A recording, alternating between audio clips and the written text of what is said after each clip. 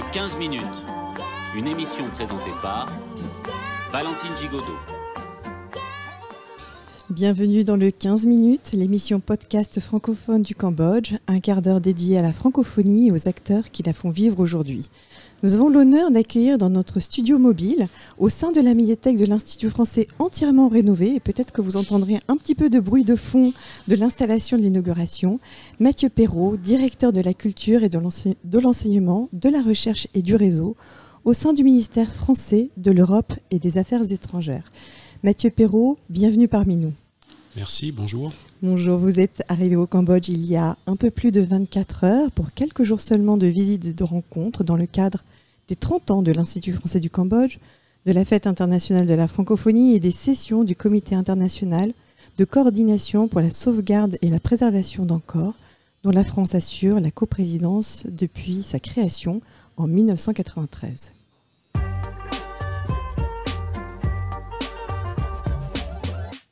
Ce podcast a pour ambition de valoriser les projets, les femmes et les hommes qui œuvrent pour la francophonie au Cambodge. Pour vous, Mathieu Perrault, qui venez d'arriver pour la première fois ici, pourriez-vous nous partager votre premier regard sur la place de la langue française au Cambodge ? Écoutez, c'est un premier regard, je dirais presque émerveillé, parce que je viens dans un contexte remarquable. Vous l'avez dit, c'est la semaine de la francophonie. C'est aussi les 30 ans de l'Institut français du Cambodge. Comme on dit en français, on n'a pas tous les jours 30 ans. C'est un bel anniversaire qui témoigne de l'engagement de notre pays, la France, dans votre pays, vous qui nous écoutez, le Cambodge. Une relation très ancienne, mais aussi très actuelle. Voilà. Ce qui me frappe, c'est l'actualité de cette relation. Et pour répondre à votre question sur le français, la francophonie, je trouve que c'est un sujet très actuel.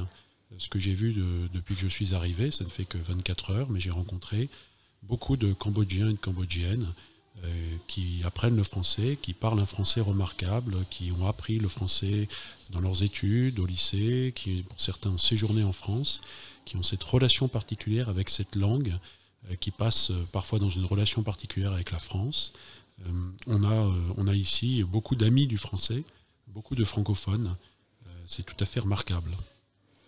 Vous êtes directeur de la culture, de l'enseignement, de la recherche et du réseau, je l'ai dit tout à l'heure. Pourriez-vous nous expliquer brièvement les liens entre votre direction et le réseau culturel à l'étranger et est-ce que nos éditeurs connaissent l'Institut français du Cambodge ? Oui, absolument. Alors, c'est une particularité de la diplomatie française de faire une part très importante à la culture et à la langue. C'est une histoire ancienne. Ça fait déjà une centaine d'années, et parfois même plus, que la France a investi dans ce champ à l'international. L'an prochain, par exemple, nous célébrerons les 140 ans des alliances françaises. Il y a une alliance française à Siem Reap, dans ce pays, qui est là pour témoigner. Elle n'a pas 140 ans, mais nous avons un réseau mondial qui est très ancien. Voilà. Ma direction est une direction importante qui pilote beaucoup de moyens pour un réseau qui, lui, est mondial. Alors, réseau de services culturels. Dans 130 ambassades de France à l'étranger, vous avez un service culturel, c'est-à-dire une partie de l'ambassade composée de diplomates qui s'occupent de questions de langue française, d'éducation, de culture, de coopération dans le domaine artistique, muséal, de cinéma, de livres, et aussi où nous avons des instituts français, il y en a une centaine. L'Institut français du Cambodge est un splendide exemple, il est extrêmement bien situé au cœur de la capitale, mais pas que dans la capitale. Il y a aussi une antenne dans la deuxième ville du pays. À Battambang. Battambang, exactement. Donc ça, je crois aussi que c'est une particularité de notre politique culturelle. On ne traite pas que la capitale. Dans beaucoup de pays, nous disposons d'un maillage du territoire, d'une présence dans les grandes villes du pays. Nous sommes historiquement présents. Donc, service culturel d'ambassade, Institut français, Alliance française, là le nombre est très important, il y en a 830 dans le monde. Elles sont de tailles diverses. Comme les instituts, ce sont toujours des lieux où les gens sont les bienvenus pour apprendre la langue française, pour lire et travailler dans les médiathèques. pour aller dans l'amphithéâtre, dans lequel on propose des conférences, des projections de films, du débat d'idées. Je crois que c'est aussi une de nos marques de fabrique. Hein. On adore le débat en France, mais le débat qui permet d'éclairer le jugement et de se poser des bonnes questions, des questions parfois, j'ai envie de dire, presque politiques, au sens de la vie ensemble dans une société. Voilà. Et puis, pardon, c'est long, mais parce que c'est un vaste domaine, ma direction s'occupe aussi des lycées français à l'étranger. Ils sont souvent connus. Il y en a un splendide exemple ici au Cambodge. Hein.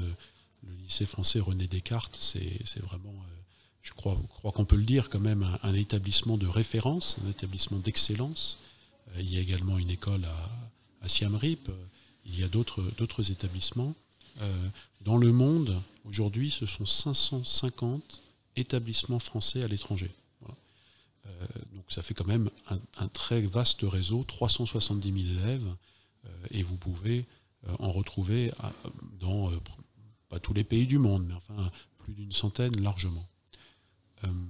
Ça, c'est vraiment formidable, et je voudrais, pour ne pas être trop long, mais pour illustrer ce propos, hein, les lycées français, par exemple, les Français, c'est un tiers des élèves.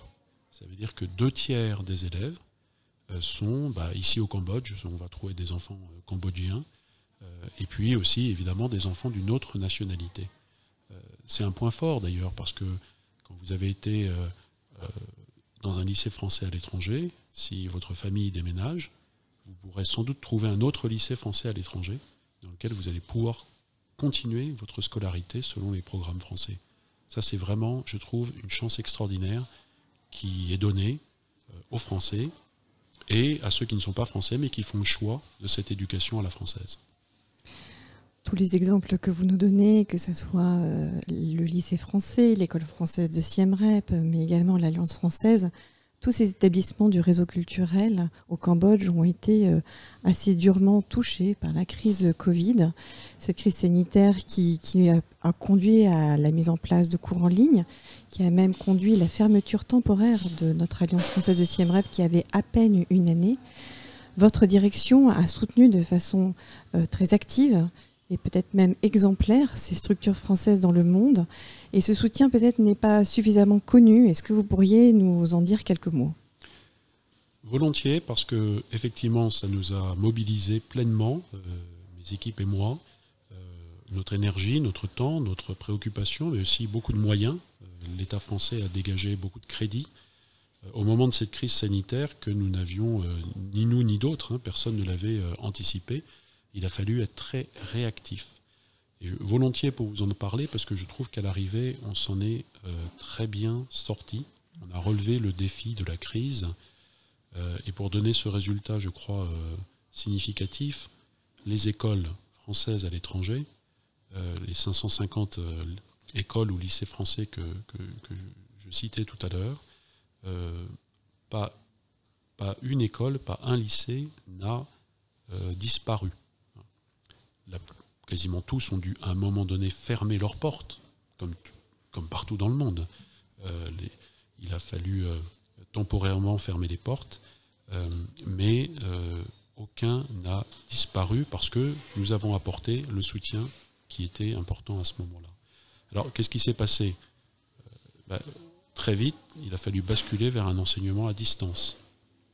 Et je trouve que pour ça, le réseau français à l'étranger a montré une très grande réactivité. Bravo d'ailleurs aux enseignants, au personnel des lycées français qui ont été très agiles, très positifs.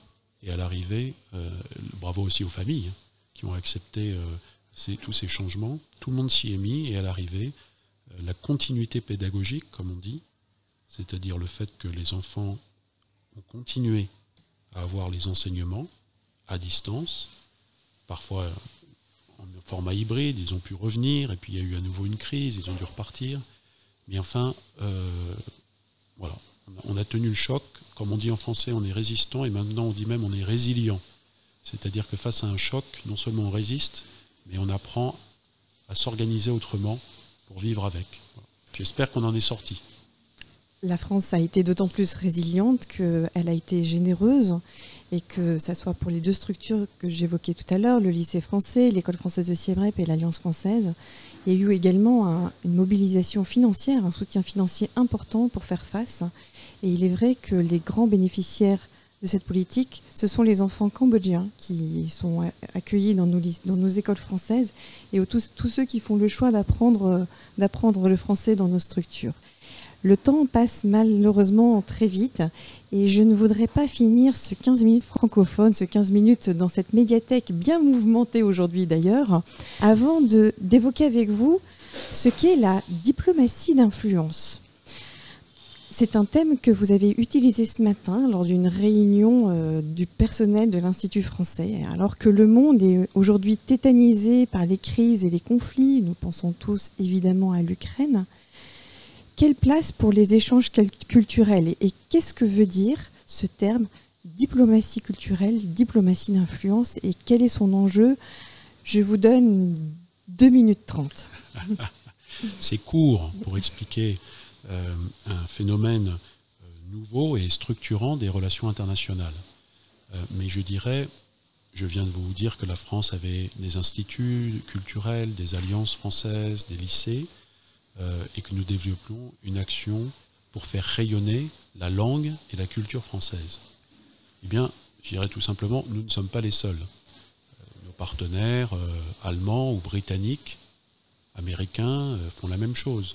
Mais aussi la Chine, la Russie, la Turquie. Il y a véritablement une compétition, une concurrence à l'échelle mondiale, chacun cherchant à présenter sa culture dans les pays tiers, chacun cherchant à développer l'enseignement de sa langue et proposer, au-delà de sa culture, peut-être presque son modèle de société. Voilà. Pourquoi ? Parce qu'on s'est rendu compte que pour mettre en avant ses intérêts, il y avait des manières de le faire traditionnelles qui étaient un peu brutales. C'est regarder l'histoire, on fait la guerre, la conquête, on s'impose à son partenaire. Et puis il y a des manières un peu plus subtiles dans le monde du XXIe siècle. C'est ce qu'on appelle le soft power.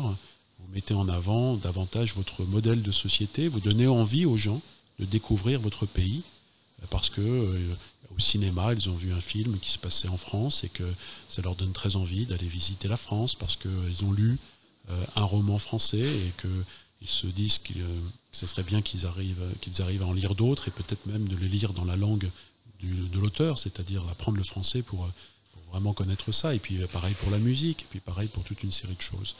Donc voilà, tout ça forme un pan entier de la politique étrangère qu'on appelle maintenant effectivement la diplomatie d'influence. Non pas qu'on cherche à mettre les gens sous notre influence, voilà, mais on cherche à diffuser ce qui est notre culture pour donner une envie. Voilà, moi, finalement, mon métier, avec mes équipes, j'ai envie de dire, c'est de donner une envie de France. Ça serait peut-être aussi également tout simplement de se faire des amis et que le Cambodge reste l'ami qu'il a été toujours très fidèle à la France. Absolument.